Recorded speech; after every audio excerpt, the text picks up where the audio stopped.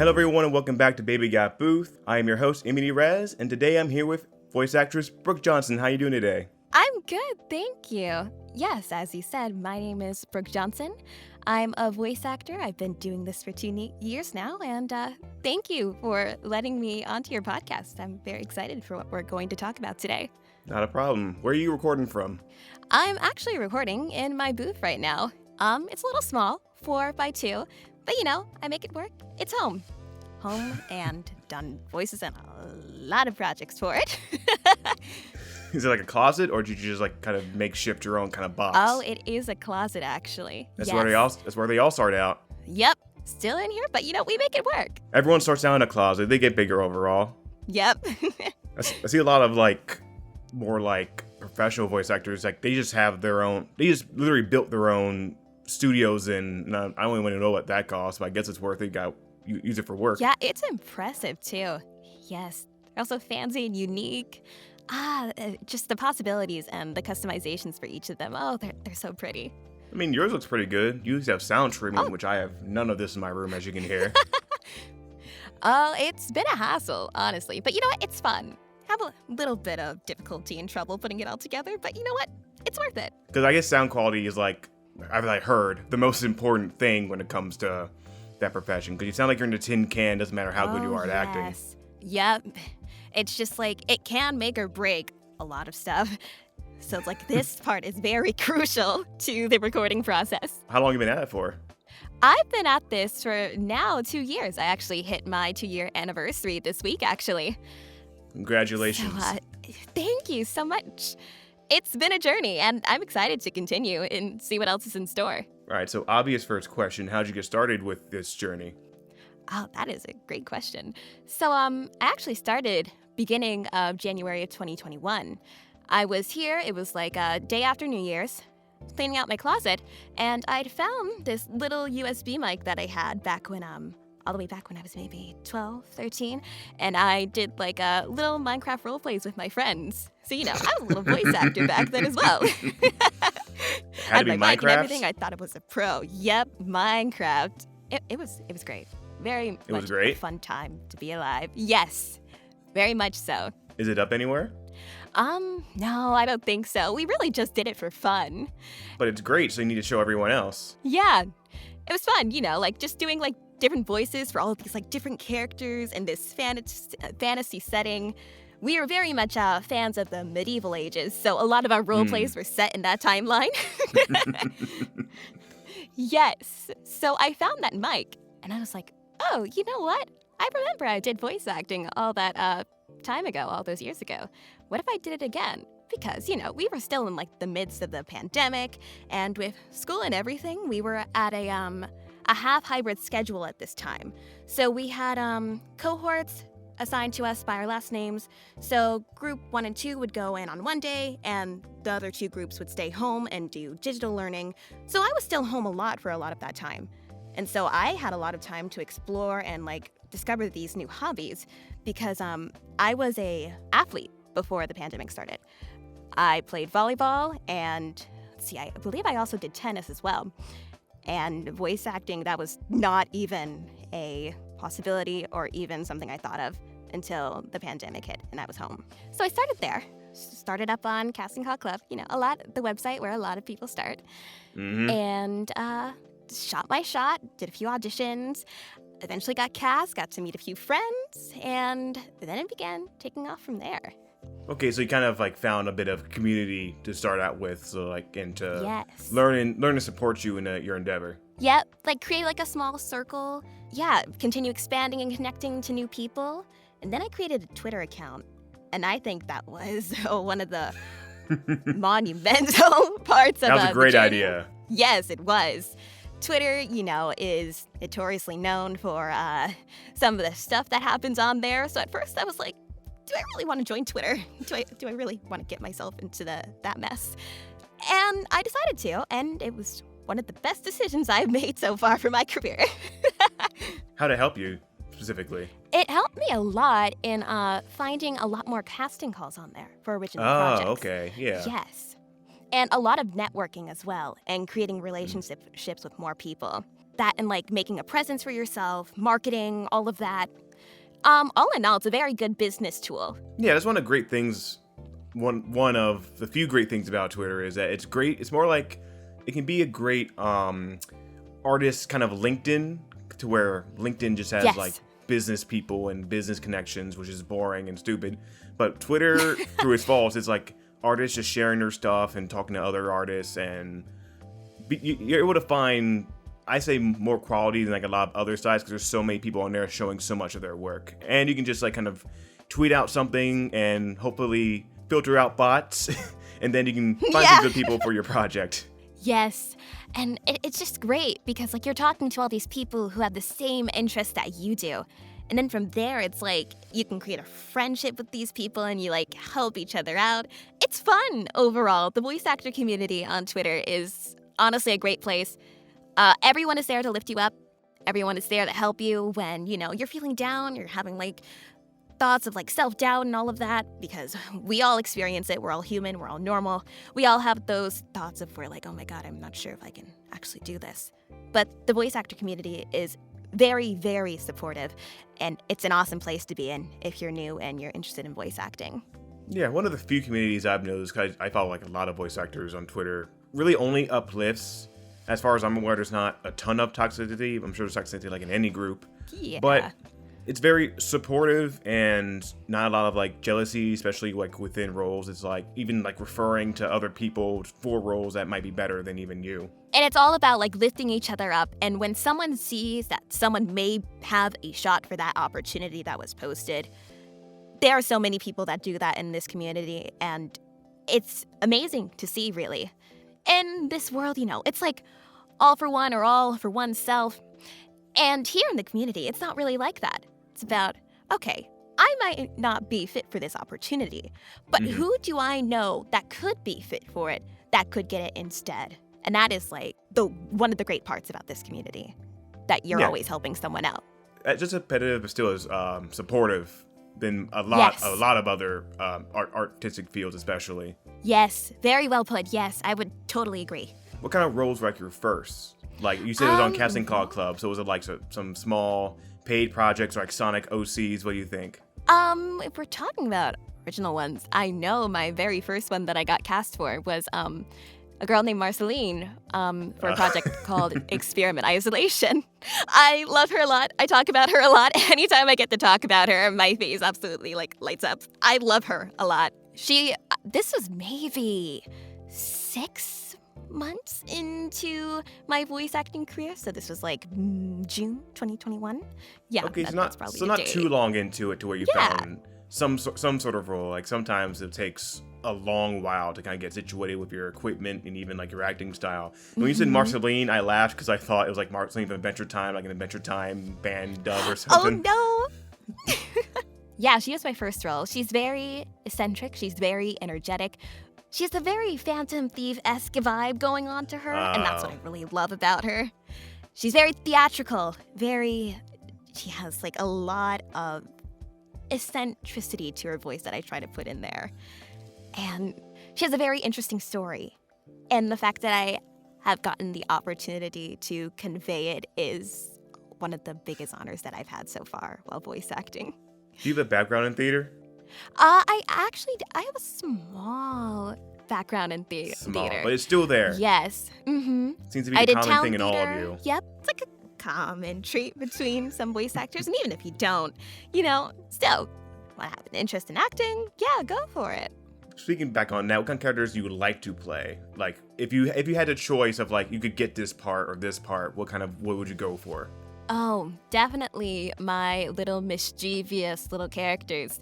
The ones that are always plotting, the ones who are always trying to pull those silly little tricks and be a little silly, if you get what I'm saying. I love those types of characters a lot. And then my characters that are also smug and also like, to have like snoot or snarky remarks at any given opportunity. I love conveying that. Love voicing those types of characters. Smug, sassy, confident characters, and my little mischievous and snarky characters as well. Do you resonate with that? I kind of do. I am a very smug individual. I do like making my funny remarks to my friends sometimes. Like being a little silly. A little goofy. Yeah, little goofy. You gotta be a little bit to be a voice actor. Again, that's another thing I see with all of you. Are you introverted? I would say I'm a bit of an ambivert. Depends on the day. Ambivert. That just means you're an extrovert, which I like to stay inside a little bit more. Yeah. I was a little introverted around before I started voice acting, but after that, I was like, the more I got to talk to these people and a lot more of like talking and then having a job outside of this where I have to talk to a lot of people, I became a lot more extroverted after that. So You it's gotta come gotten out of your easier shell a little for me bit. to convey. Yeah. You gotta come out of your shell a little bit. Because you can't just like whisper into the mic really softly, unless maybe that's character, but still, you gotta like, if you're gonna play an introverted character, you gotta come inward more instead of go extroverted to introverted. Yep. It's like if you can put like a little piece of yourself in that character and then also apply those character traits that the director or creator has laid out for them, what they've created. It's an interesting process because it's like your thought process combining with what the director has for that character.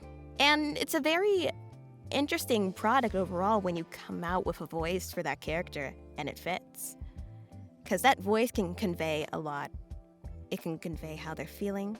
It can convey how timid they are, how outgoing they are. A voice can convey a lot combined with their body language and everything. It can complete a character in a sense. Yeah, very much that collaboration is very important because, of course, the director is king when it comes to like the role, but the director needs to lend credence to you and your voice and your ability and your range to kind of find that perfect median because it's hard for a director to be like, I need this exact voice and this exact cadence because if that was so, they would do it. So it's very much you and the director finding the perfect median to fit that character, not only in voice, but in like phonetics, in personality, in the way they speak or accents, stuff like that, right? Yes. There are so many aspects that can come into creating a voice, whether it's accents or like overall, like, what's the word I'm going for? How laid back or how formal they sound. All of that, like all these little quirks, all these little attributes, it comes together into creating a voice for that character you're going for. Especially when they're the little mischievous characters that you are apparently perfect for. I've been told that my voice and my overall personality is pretty much a shoo-in for a lot of those characters. Becoming a little gremlin, you know, that's fun. It's fun to do. Is there another kind of character maybe like a little bit further than, not further than your range, but right at your range you like doing, like someone, say, formal or heroic or what? Actually, I do have a character. She's actually on the opposite spectrum of Marceline. She does actually kind of sit at my normal range where I'm speaking at right now. Winona for Project Eden's Garden. It's a fan game that I do enjoy voicing in, and there's a finesse in her voice that I do convey in her, one that Marceline does not have. Marceline's is a little more raspy and like way up here, meanwhile Winona's is like down here where I am at right now. Very smug, very confident. She knows who she is. She is, I would say she's a little confident, too confident in herself, but you know, when you're a billionaire and I would say probably yes. Well, it's obviously I could take in a you. few notes from her. It's obviously in you if you could play her. That is true. Say she knows who she is. She's a billionaire. You know, people know who she is. She's very fun to play. She's very smug, very, I've already said it, but I can't put into words how much I love playing her. I can see it on your face. I can see it on your face. So I found you on Twitter through like your visual / like your demo reel. Oh, So what's like the process behind creating one of those? Like I know it's very important to like really create a voice acting career instead of kind of settling for like the kind of smaller roles. So what was the process behind coming up with that and then creating it? This was like around when I was around a year into voice acting. And so while demo reels are kind of conveyed as like a be-all, end-all because there are a lot of like demo reel casting calls where you can go and submit them. And if you don't have one, then, well, unless they accept sample reels or anything, well, you're out, buddy. And unfortunately, that's a a lot of the case for a handful of casting calls on Twitter. But a demo reel is really supposed to define and state what type of characters you're good at voicing at, your emotional range, your range too even. But even if you don't have a sizable range, that doesn't really matter. If you can act, and you can act convincingly, that is what directors are looking for. And that is what a demo reel is for, basically, to show how well you can act in any certain situation. You said, can you repeat your question one more time, just so I don't get off topic? No, don't worry. Don't ever worry about going off topic. It's very much welcomed on this podcast. I love going off random tangents and talking about anything else, but I guess if you want to stay on topic, we can. What was the process of like coming up with it, like scripting it for like to show that range that you have, and also creating like the art and the music and the like visuals of it? Yes. So for scripting, I actually went to one of my, she's a friend of mine, good friend of mine, Red Aller. I don't remember her Twitter handle at the moment right now, but I went to her for my script. And basically, the guidelines were, all right, so you need to have a list of 8 to 10 types that you can do, and if you can link clips to them, or other clips that can show your acting range in that type, all right, cool. And then I can start building a script off of it. So I came up with around 8.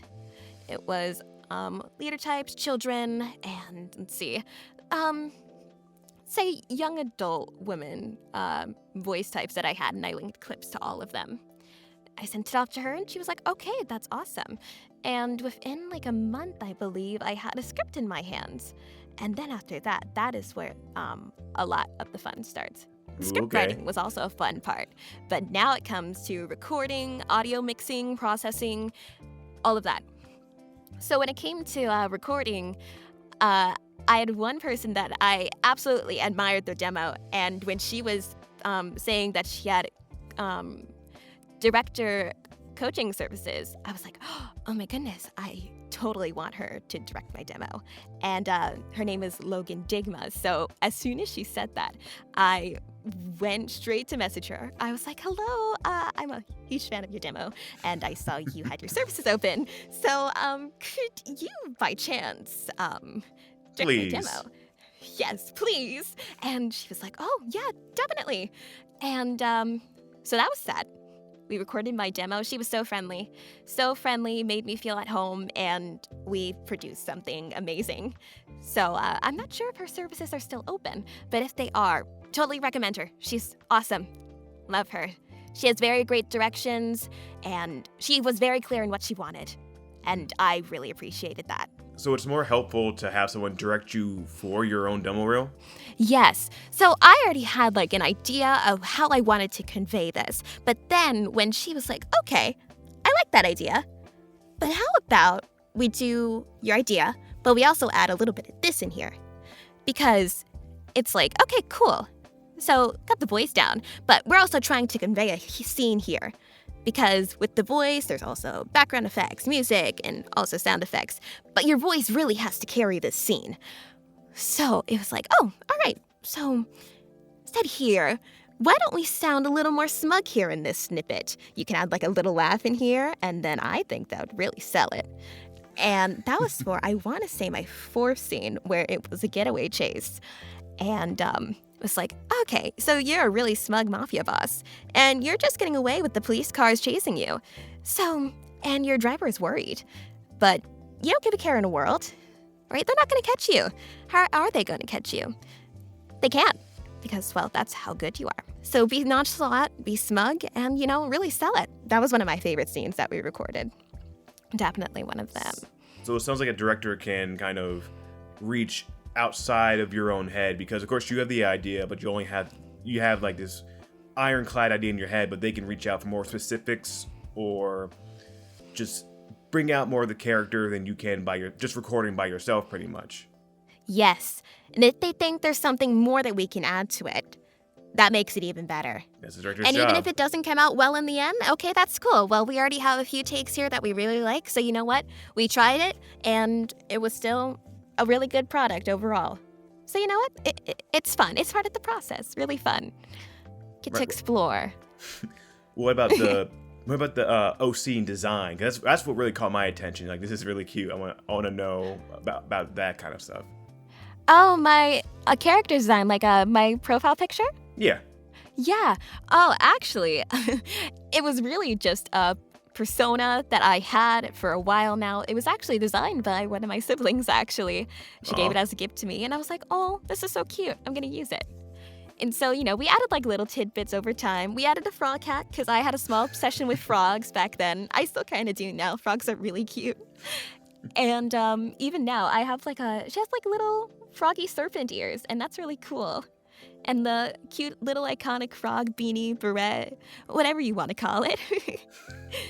And blue overall, I was going for very much a pawn/leg aesthetic when it came to my marketing and overall look of how I wanted for my profile.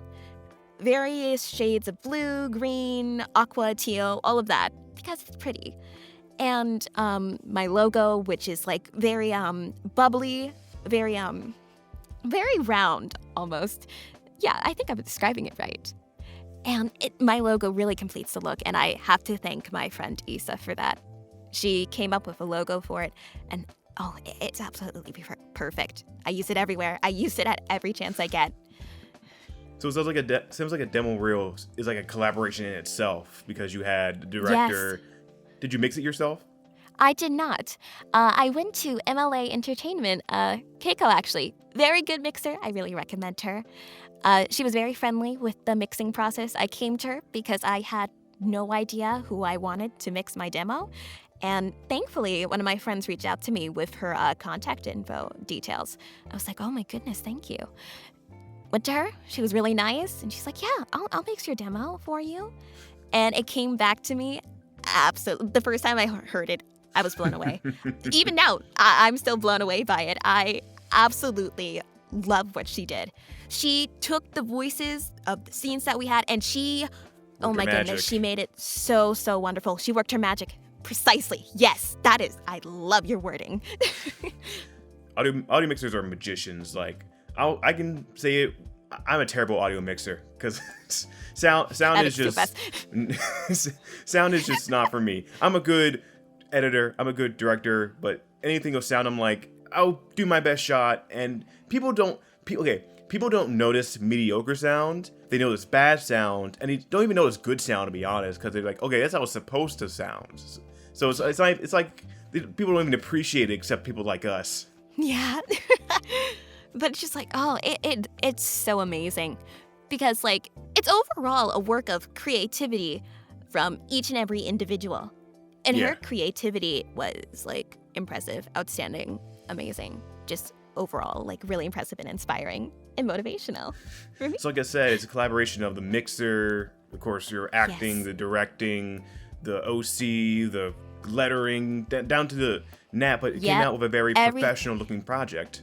And it's like, it really does matter if you click with that person or not, because a demo reel is like your calling card in a sense. Yeah. It shows who you are, what you can do, all in under 90 seconds or less.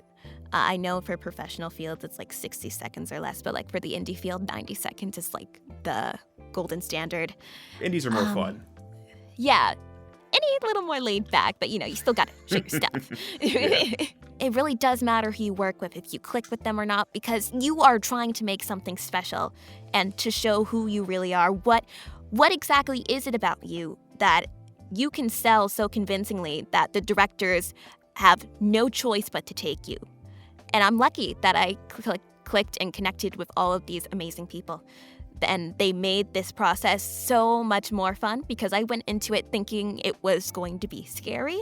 I had no idea what I was doing, but they helped me. They helped guide me along the path, and they helped me create that wonderful demo that I have right now. And I couldn't be more thankful. It can be scary of the wrong people, but luckily you found all the right people. Put together a little Ocean's 11 team of. It was like an all-woman crew. Sounds like, right? Yeah.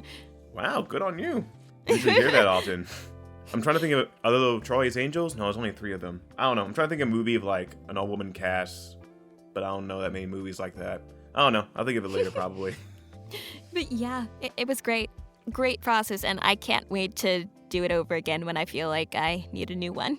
Yeah, it just shows the power of Twitter, the power of networking collaboration. It's not just about getting work, it's also about making better projects with the people around you, even if they're not like close to you, thank God. Because around where I am, there's like no artists whatsoever.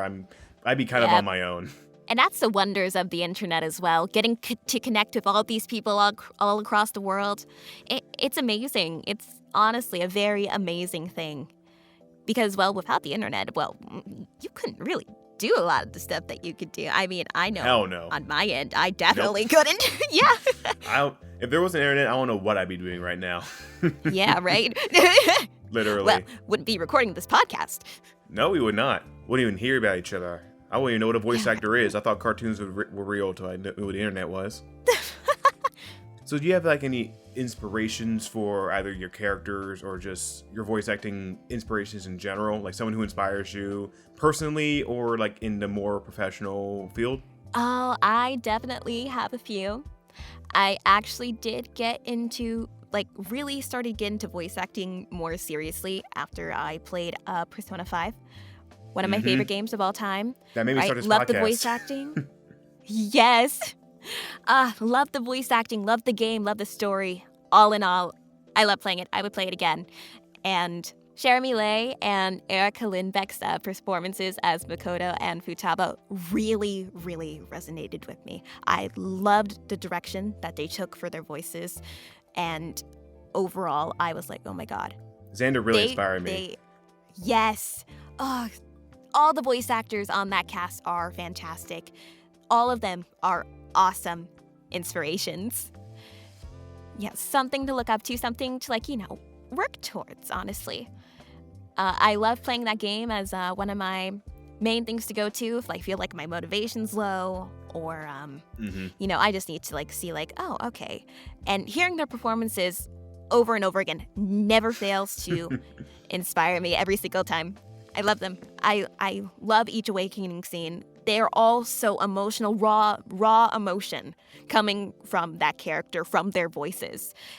And to achieve that level of emotional intensity is amazing. Who's your favorite awakening? Oh my goodness. I'm torn between either Futaba or Haru's.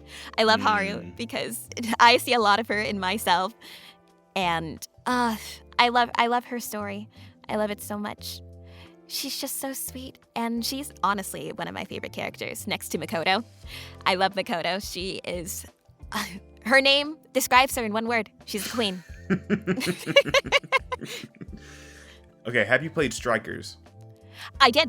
Okay, yes, I did. I placed it on pre-order, and I loved it. Haru's used to be my favorite, but then I heard Zenkichi's, and he's my favorite. Oh, yes. Oh, I remember hearing him and his awakening. I was like, oh my goodness. Oh my goodness. It was so good. Have you heard the Japanese version? I don't believe I have.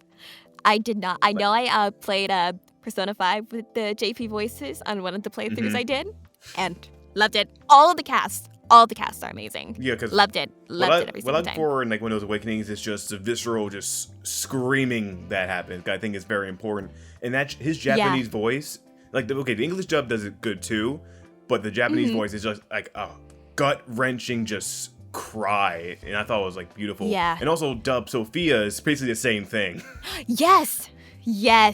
And you have to imagine, that awakening, it has to be painful because that mask is practically glued to your face. It is your face. And so it's oh, yeah, pretty much. And it's all right, so you gotta rip that off. And you don't really have a choice. So it's okay, rip it off, Persona. If you don't, you're gonna die. Nope. I'm just wondering, that scream had to be the last thing she ever recorded for that, because there's no way she was able to even speak after that. No, 'cause screaming is very intense and stressful on your vocal cords. It's I admire those people who are able to scream for hours and hours without even feeling anything. I know one of my friends can do it for hours on end, and he's yeah, I'm still set to go. Let's go. Oh my This is God. great. I'm oh my goodness, how do you do that? He may think he is. We'll see you later. Yeah, the performances were just amazing. Loved all of them. And we mentioned Persona Major 5. inspiration. I had to mention the god of this podcast, so I always mention, not for some reason, I love him in every episode, Matthew Mercer. Matthew Mercer, my guy. Man, myth, legend. I love his work. He's a lot of work. I'm not sure if you can love every single thing he's been in.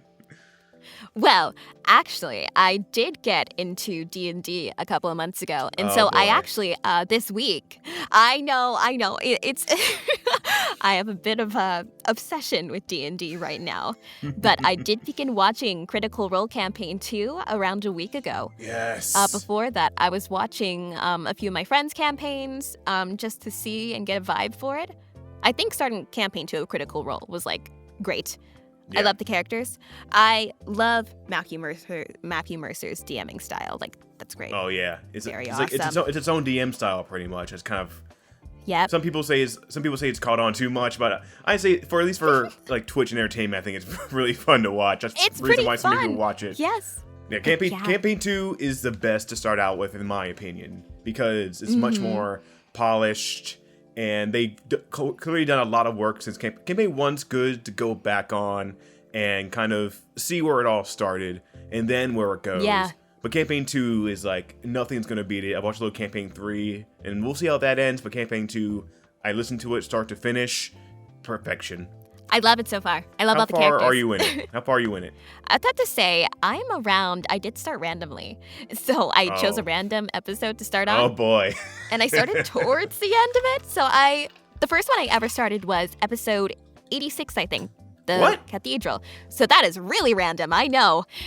Very random. But I've been starting since the beginning of Campaign 2 now, just to be sure I'm getting everything. And Yeah, I absolutely love Jester. I love her so much. I love her Everyone character. loves Jester. I love everything. I'm more of a Caleb man myself. A little edgy boy that Liam always has to play. Mm-hmm. He's, again, spoilers for they're Campaign 3, he's so a little bit dynamic. better. He's a little, like, his character's a little bit well, I can't even say he's happy, because that man never makes a happy character. Nope. They're just bi and sad, and maybe a little angry. Yeah, just a little bit. But still, great character overall. They're all very nice to listen to and to hear their dynamics and conversations. It's awesome. It's like you're there. Very great. And like improv on the spot. I love improv on the spot. Can't do it. I am not the best at improv myself. And since getting into a D&D campaign, it has helped me a lot in terms of acting on the spot with a character who is like completely the opposite of how I act. So it's very nice. It's nice practice overall. And with a fun story and with the right group of people, it's a really fun time. Yeah, I say it's improv light, to where at least you're playing in improv, like you're kind of switching characters on the spot. At least that you're kind of playing a singular, well, unless you're DM. The DM's like the ultimate improver, and the rest are just like right. the rest are just playing a character and what they think they might do responsibly, I guess, or irresponsibly, like most campaigns. And those NPCs, NPCs. Oh, Matt's NPCs. Yep. So many. You haven't met half of them because you started so late. Oh, Jesus. But yeah, NPCs are fun. They are fun to interact with. I remember interacting with one of them in the campaign that I'm in. And he also has like a few healing abilities, but he pops this like self move on himself where it calms his emotions. Even when he doesn't need to be calmed, he like casts that ability on himself. And he's extremely forgetful, and I think that's called he's addiction. very funny overall. I think that's called an addiction.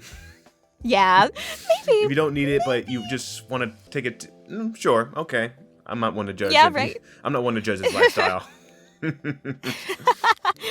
So I had a question. It's like, what's been your favorite, like, that you've done so far? Because in even on your visual reel, you showed like a bunch of them. Do you have a favorite, or could it be Marceline, like you said before?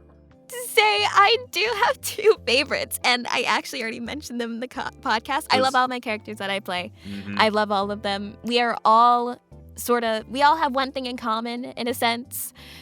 But yeah, it's definitely a tie between Marceline and Winona, because I got both of them right before I hit my 1-year anniversary in 2022. Oh, cool. And it was, they could not be any more opposite of each other. One of them is energetic and outgoing, and the other one is kind of reserved. She's still an extrovert, but she's very smug and if you were to place the two of them in the same room, only one of them would be coming out alive. I think their personalities absolutely clash with each other, and I could not be more entertained with the thought of them meeting each other. There's just two I have the voices in your head. scenario of like, yes, I have the scenario of like, we're here at a big HQ building. We have a huge meeting and we have this very long table, and all my characters are lined up here. And you just have these two sitting at the heads of the chairs, just staring intensely at each other. They're my favorites in a sense of because I love that the directors know exactly what they want for my lines. I like it when I have very clear instructions, and even if I don't, I do get to like add a little bit of what I'm thinking here into the mix. With Experiment Isolation, the director, he is. I love the scripts. Whenever he sends them out, I love reading them first and devouring all of it. And I'm like, oh my goodness, this is gonna be really fun to record. And I have a blast every single time I'm in there recording for Marceline. It's awesome. And then I send it to him, and he can send any corrections back to me. But I really love what he writes and how he's able to write such an amazing story for all these characters in there. And then with Winona, she definitely contributed to my growth as an actor in this past year. Okay. Not only because of how she was completely different from what I was booking at the time. I was booking all of those little gremlins, my little high-pitched gremlins up here. My children, my gremlins, all of that. And then here I am getting cast for a young adult woman, very smug, very reserved, and very smooth talking voice, completely the opposite of what I was booking. And I was like, oh, all right. I mean, I'm excited. And getting to diversify from my normal cast type. And from there on out, as the more of, I got to book a lot of more characters that were similar to Winona in a sense over the last year in 2022. The more I got to diversify myself within those two ranges. And it helped a lot with the writing team who were overall reviewing and hearing these lines and knowing what they wanted for this trial scene. Because this trial was going to be a big part of the prologue, and knowing what they wanted for this character because of how many lines she had, and there were a lot of emotions that were conveyed in this trial. Knowing what they wanted, and I will never get tired of saying this, I love the way that they give feedback. They give feedback in the form of like audio notes and like giving like a placeholder emotion or like sentence or a way to read it. And that did wonders in helping me understand what I needed to do for my corrections. Mm-hmm. Absolutely loved it. They were extremely flexible with the deadlines. They were always just so nice. So nice with the recording process, and getting to record for it was an absolute blast. And getting to learn more about her as I recorded, and even after seeing the finished product now and seeing more of her character, and now knowing more about her that I can add into my voice next time I go to record for her. Oh my goodness, she is one of my favorite characters. It has to be. Just love her. Love her a lot. Love the writing team. Love the entire team for the process. Really, really fun overall. So when you auditioned for her, did you have any doubts of your ability to play her? Because it sounds like before you, again, play a lot of high-pitched, more chaotic kind of characters.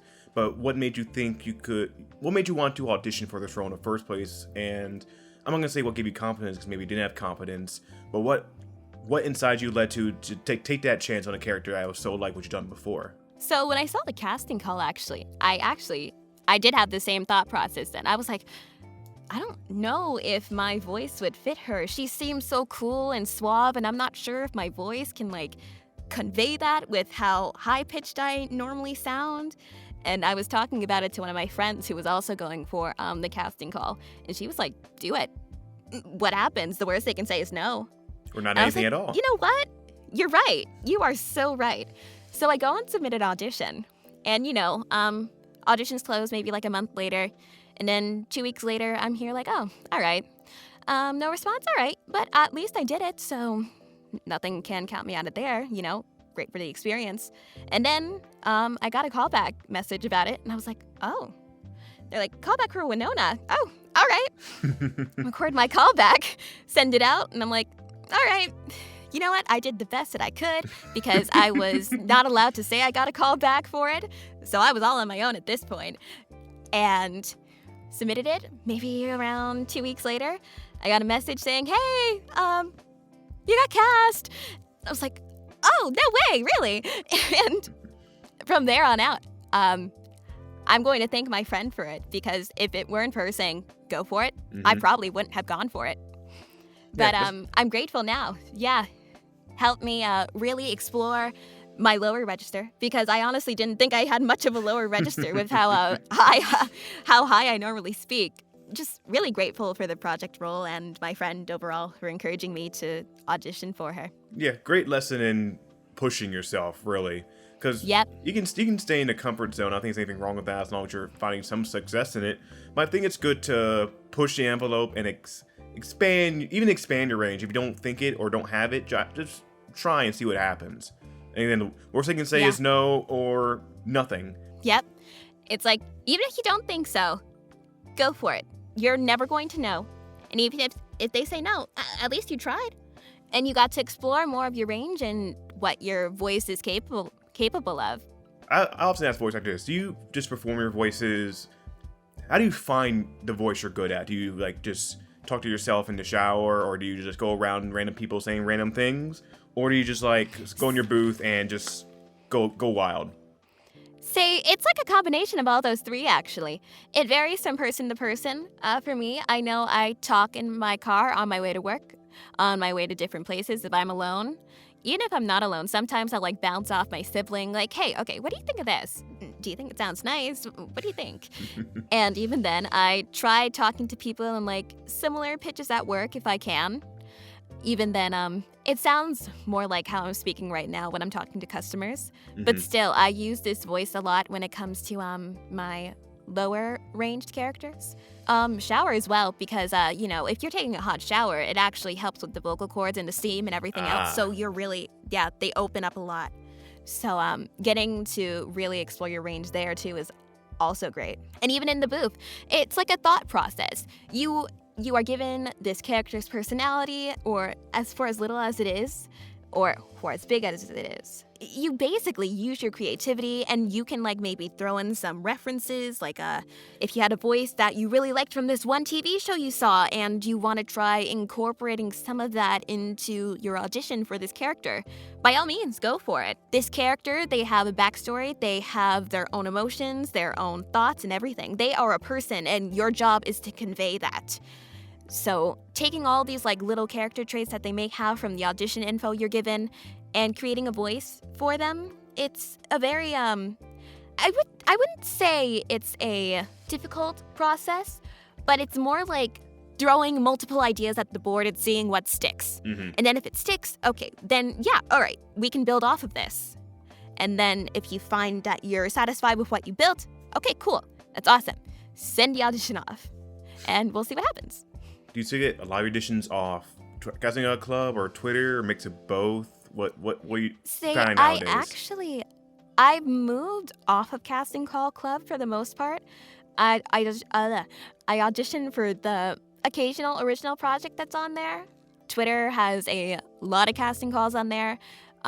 Rosters also as well. I get a lot of my auditions from rosters now as well.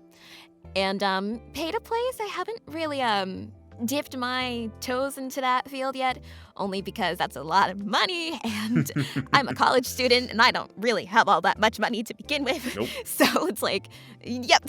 So I gotta either use my email, use my rosters. Also, friends who recommend you for different directors, hey, I have this friend here. If you wanna send them an audition slide or something. I don't know, that'd be really cool. And that's also helped me out as well in the past year.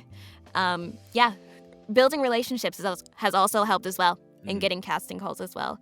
Creating those genuine relationships, even if you're not getting casting calls from them. If you're friends with them, that's the great part. I like being friends with people. Yeah. And doesn't really matter what's in it for me or not, but if we're friends and they just happen to recommend me for something, oh yeah, that's really cool, thank you. Make friends, But, not yeah. connections. That's important. Yep, live by that. People can tell when you're fake. Always good to be genuine. So you're in college and a voice actor? Yes, I am in my freshman year right now, actually. I graduated from high school in June of 2022. And after that, I began taking voiceover a little more seriously. I already started taking it a little more seriously after I posted my demo reel. But now that I had like all of this time to figure out what I wanted to do, like what degree I wanted to pursue, and now that I'm staying home while also going to college, gives me a lot more time to focus on voice acting while also pursuing my degree as well. And yeah, overall, just trying to make my way into this career. So maybe when I graduate college, I'll already have like a solid spot to where I'm at, and I can continue building off of that. I mean, you already have a solid foundation so far, it sounds like. Yeah, I'm definitely trying. It's definitely a lot of thanks to the friends that I've made, and they have also helped me out. You know, whether it's like even if we're not like doing auditions, whether it's like hanging out or even like, you know, just building relationships with each other. That is like the really great part about continuing to grow as a voice actor. You're around all these other voice actors who are also in different places of their journey, and being able to talk with them and forget about being a voice actor and just being their friends for a little bit. That's a really awesome part of this entire thing. Yeah, like I said, since there's not a lot of jealousy or toxicity, it's easy to connect with voice actors of varying degrees of, again, on their journey or professional status or something like that. Because it just seems like a very friendly community of people who just want to see each other succeed or literally just talk to others about their craft, which is very important too. Yeah, definitely. Having all these interests, like a lot of my friends, we all share this bond of liking Persona 5. Go figure. And, you know, we build off of that. We play Persona 5 sometimes. Sometimes we play Yakuza. All of that. Oh God, Yakuza. Oh, yeah. That's a game. That game and a half. That's 2 games. If it's a game and a half, it's 2 games. I've only played Kimui and Zero, but I've seen stuff from the other ones. I'm like, oh Jesus, this is a very Japanese game. Yep, it is. So I haven't played any of them myself, but I know that when we're in VC time, sometimes they'll like stream their gameplay. It's like, oh, all right, that's cool. That happened. Well. All right. So you have work, college, and voice acting. Do you have any interests or hobbies outside that to kind of not be always on the grind, to cool yourself off a little bit?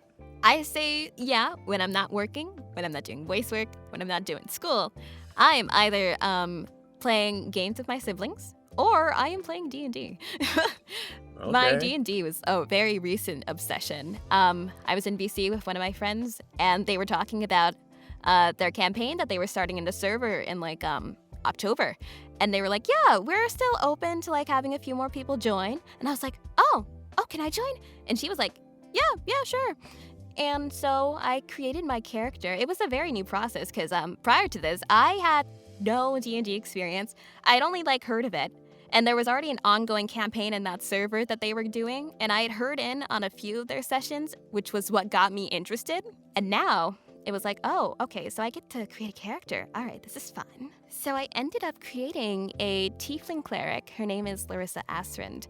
And turns out of like the 9 people in our party, she's the only cleric on the team. Oh no. So You were literally a lot of combat. You were literally the jester. Oh, do you heal? yep. Do you heal at least? She's not great at healing. Oh, yes. Oh, miraculously, I happened to roll very great with her base stats. So okay. She heals very well. Thank goodness she does, or else this party would have been in a lot of trouble. We had a combat session around 2 weeks ago, and it wasn't going very well. And thankfully, I had a move in my skill set that was just what we needed at that time. And it did help the party out a lot. It's a lot of spell slots for 8 people. Yeah, it's basically my responsibility to keep the party alive in shape. Essentially. If Larissa dies, the party is probably going to follow her, not soon after. The DM was smart. He'll go after you first. I was DMing her. I was like, so, I don't know if there are any clerics on the team already, but I want to go with a tiefling cleric. Do you think that's all right? And she was like, yeah, that's cool. And then later, when her class was revealed, she was like, yeah, when you said you wanted to be a cleric, I was like, oh, thank God, because the economy would have been screwed if we did not have a healer. Not even a paladin, really? They're all just like rogues No. and fighters? We have a gunslinger, I think. Hmm. I am not sure if the other classes are not coming to mind, but we have a lot of people in there that are very skilled in attacking and a lot of one-on-one combat. I don't think we have a ranger. No ranger? I don't think so, now that I'm thinking about it. No, none that are coming to mind. Y'all are just stomping people in the street, sounds like, with no ranger, just like Yeah, throwing pretty punches. much. It's nice seeing everyone's move sets because we keep this all a secret. We don't really know everyone's rule sets, so when they are revealed, it's like, oh, this is really cool. What the hell? He's a gun. I want one. Yeah, teach right. Teach me how to use a gun. It's so funny. The youngest person in our party is the one that's holding the gun. You can double class, be a cleric gunslinger. Double class, Yes. be a cleric gunslinger, yeah. Just heal with a gun. That's probably possible. Homebrew that. I like that idea. I'm gonna steal that.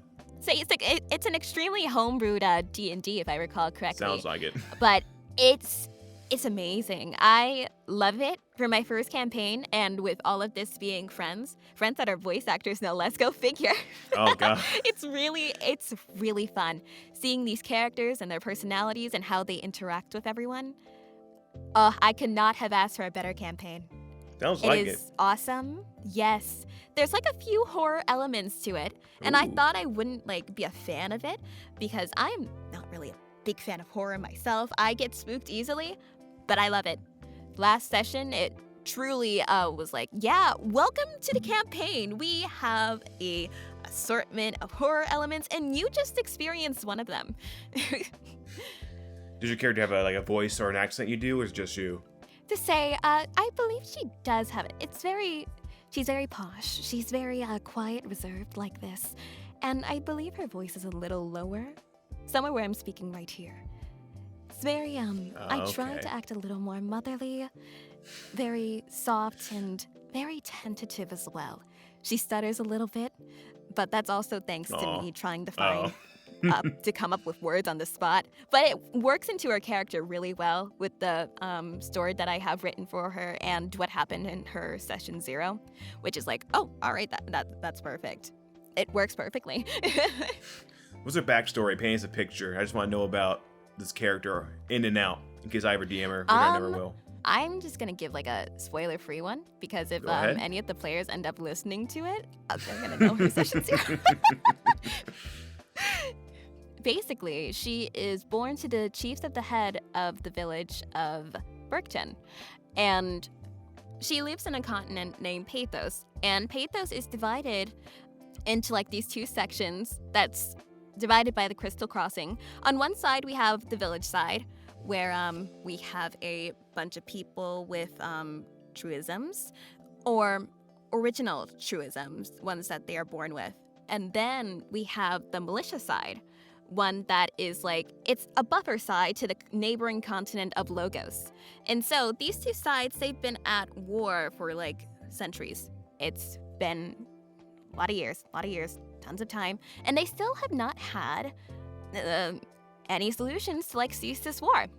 So these all these militia groups and settlements, they're here, and these villages are rotting and doing their best to stay alive.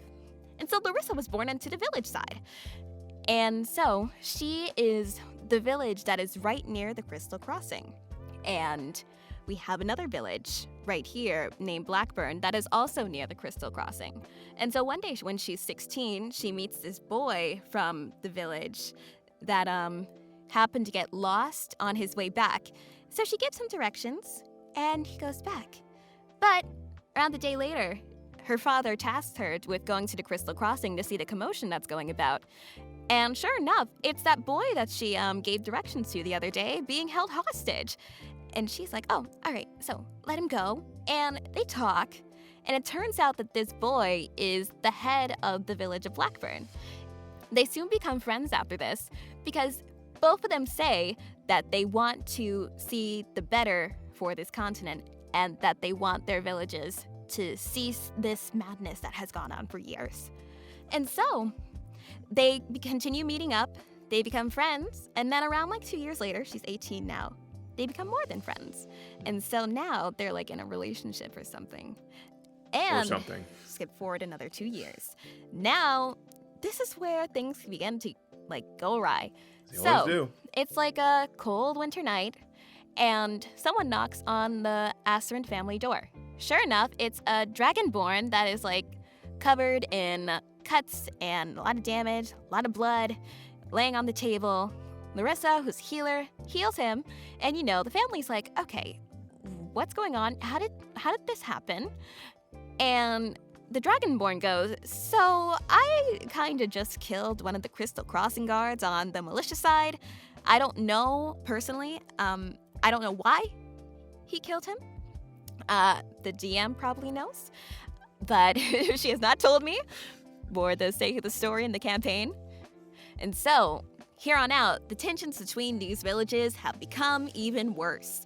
So Larissa, who is going to become chief of the village one day, she begins walking or following her father in these tasks of trying to keep the relationships between these villages somewhat stable. And all the while, she has not seen her boyfriend in months. And, she can't talk to him. And she hasn't even told her parents this because after all of this, her character, she was not one to have friends growing up because of how busy she was with preparing to lead the village one day. Friends, all of that. Who has time for that? You have a village to lead. And so having this friend, it's like, I've never had this before. If I told my parents, and let alone it's a boy from the village that we are supposed to despise, I can't let them know about this. So all the while, she says nothing about this boy. And so we're here. She's like, okay, maybe he'll come up again and we can talk about it. We can talk about this. And no. So around like 7 months after the killing of the Crystal Crossing guard, it's like a July night. All of a sudden, she wakes up to ash and fire, all of that, filling her nose. Lo and behold, her village is on fire. Like, oh, all right. And the person who set it on fire is none other than her boyfriend. Oops. So, nope. She's like, what is going on? What's happening? And all the while, he's not giving her an answer. Boyfriend has already gone into her house, broken in there. Her parents are dead. And now she's over here trying to figure out who here is alive in the village. She happens to stumble across a family of 2 wives and a few children. She heals them, but her boyfriend somehow is able to find her in the group. Her village is already burning down. There's not much left for her to do. And all the while, she's freezing up. She has no idea what's going on. She is in shock, and she doesn't know what to do. The family tells her to run because, well, the wives, they're here. They're about to be set ablaze. The children, they're over here with Larissa. Larissa and the children eventually split. That's when she runs off, and that's pretty much the end of her session 0. She gets a ticket to Logos by a very nice woman. Then, like 3 days after moving into her new home, she is called to jury duty. And that is where the campaign starts and we get to meet everyone. Jury duty? But overall, yep, jury duty. Very weird, but it was a story. That's actually genius. I've never heard, because you start out in a tavern or like in a town guard or something, but jury duty, that's a great idea. Just 12 angry men, D&D. Very nice way to start it off. So that was just a spoiler-free version of your backstory. Yeah, I tried not to give out any names. But yeah. So you're one of the characters who like makes a whole textbook and just drops in front of DM saying, "Here's my backstory." Is what it sounds like. Yes, and she actually helped me out. She gave me a lot of the details that she filled in a lot of like the details that I was missing because there was like a few. Like I joined the campaign very last minute. I'm so thankful for her letting me join last minute. And we had my session 0 like a day before the campaign started. It was like, oh my goodness. But we got it all done in time, and she was all set to go. It was very heart-wrenching, getting to like live in that backstory that you wrote and seeing what the DM added to it. Also really great. I love a lot of the ideas. It's what a great DM does, kind of takes your backstory and kind of fill in unexpected holes that just makes it a bit more of a surprise instead of you just going on like kind of a singular destination, really. Do you think you could ever DM? It's great. I'll be honest, with how fun it is, I would love to one day, but it definitely take a lot of practice and getting to know more about the game. Because even now, I'm still learning new things about the game every single day. Like in our last session where I landed an attack hit and my DM said, "How do you want to do this?" I had no idea what she meant by that. But when I was hearing it in like a critical role and DM goes, "How do you want to do this?" I was like, oh, she was asking me how I wanted to like I get that reference. Describe the move in defeating the enemy.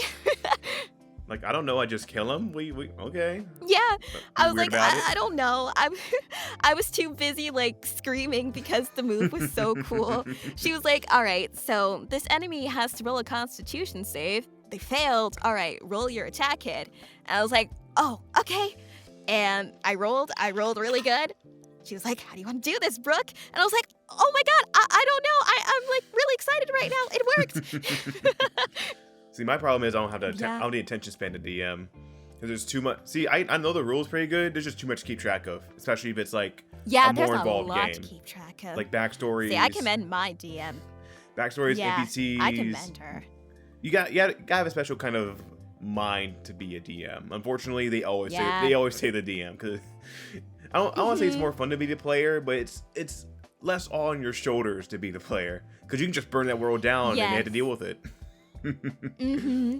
It's like there are so many NPCs. Like I know for a fact that I don't think I had a lot of NPCs in my session 0, but the fact that there's like 8-9 players that my DM has to manage, and there's like a massive amount of NPCs that she has to keep track of. Props. Honestly, props to her. That's a lot to keep track of. Yeah, special kind of person. So back to voice acting. Do you have any hopes for the new year in terms of your career, or just further beyond that, like goals or just dreams that you like, a certain series or a certain kind of character? Overall for this year, I really want to focus more on commercial training. I do a lot of character work. I love my character work, but I also want to really explore the commercial side, only because I found it really interesting. And one of my friends was able to recommend to me one of their coaches because I loved their commercial demo. Okay. And I was like, hey, who was your coach? Who directed your demo? I want to go to them because I really love what they did with your demo and how you did it. And he was kind enough to give me what he went with, the studio and the coach that he went with. And I'm planning on saving up for that and working on that this year, while also trying to book more roles here and continue working on my character work. But, diversifying myself and getting myself into more genres of VO is going to be my overall goal for this year, along with creating more connections and potentially getting that little extra walla roll in an anime. If it does happen, yippee! If it doesn't, all right, I'm going to work towards it next year. But even then, I'm very excited for what this year has for me. Because now I am finally of age. I do not have to worry about my age anymore when it comes to casting calls. Free reign. And that was it's free reign. Perfect. I love what you said there. Free reign. All right. The world is mine. Literally, you're taking everything.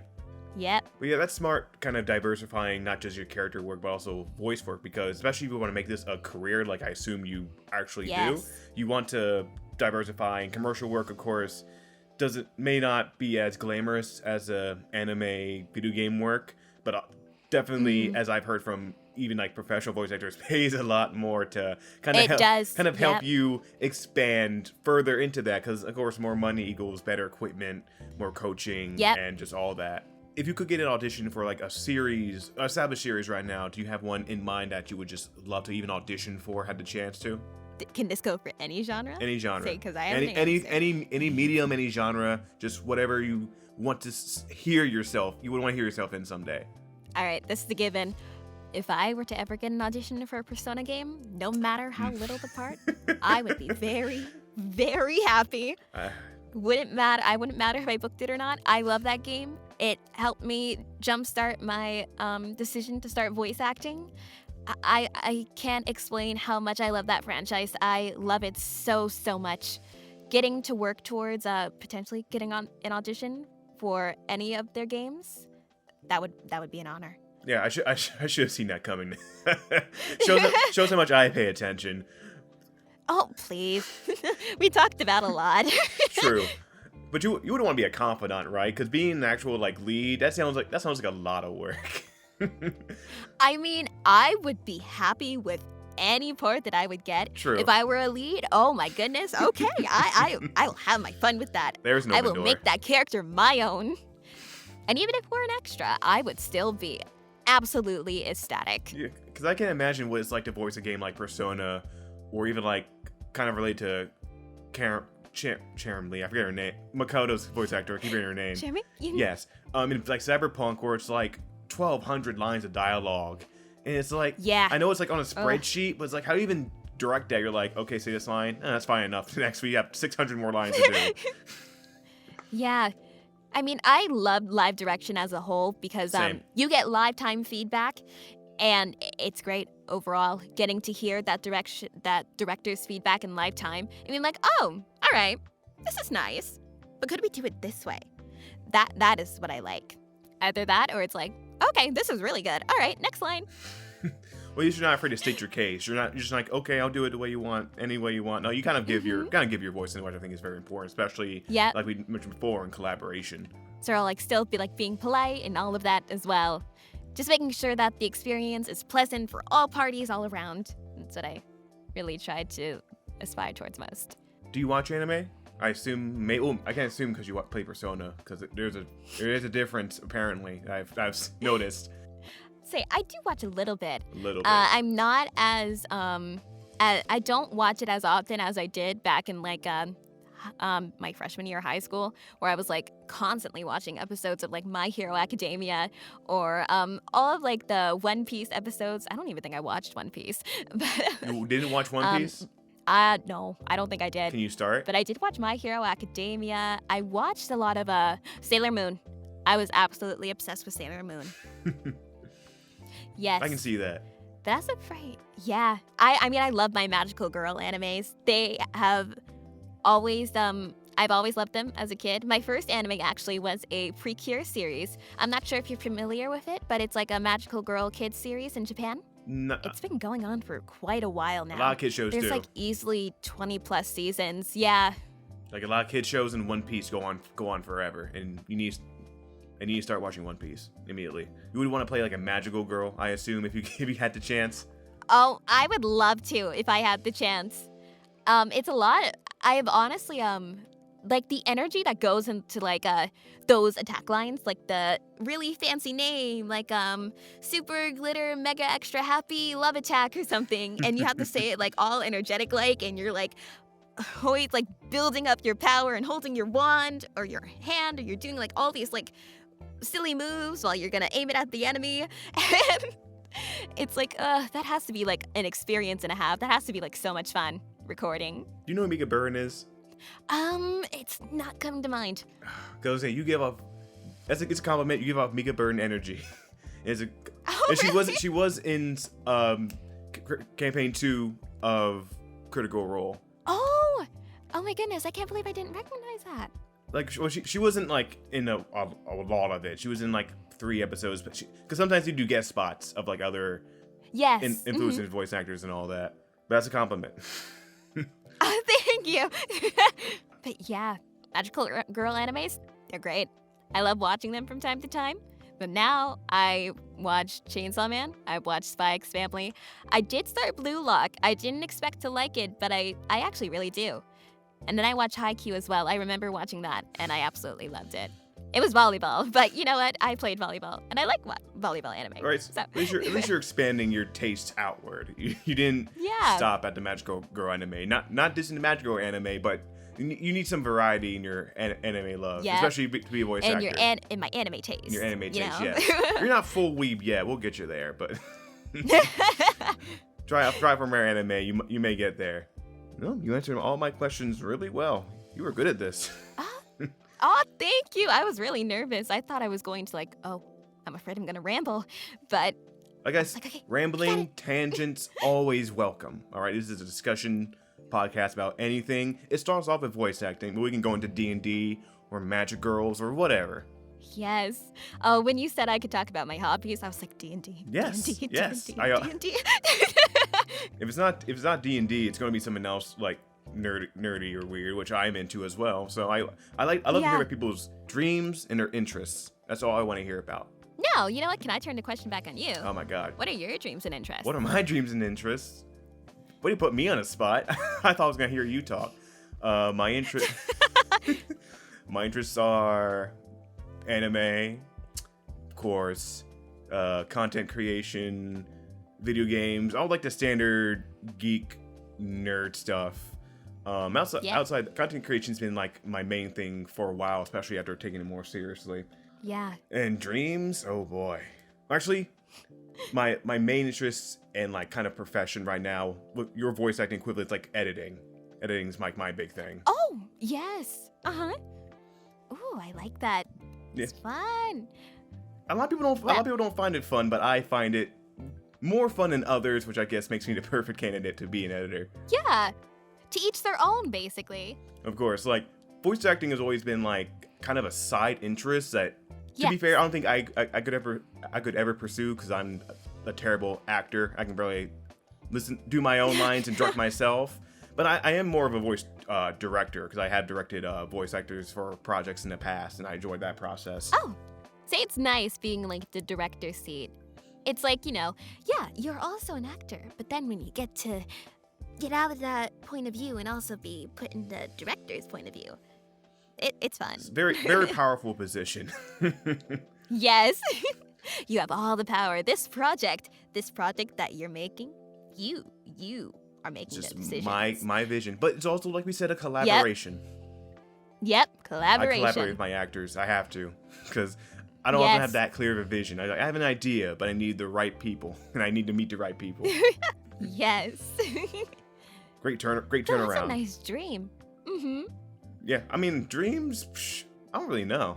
It's in a therapy session. Like, it's hard. I'm just kind of going with the winds. I want to make a podcast, I make a podcast. I want to make a video, I make a video. There you go. Look at that. I have resolutions like anybody, but that's just more like content creation, edit more, do more podcasts, which already getting started. So thank you for that. Yep.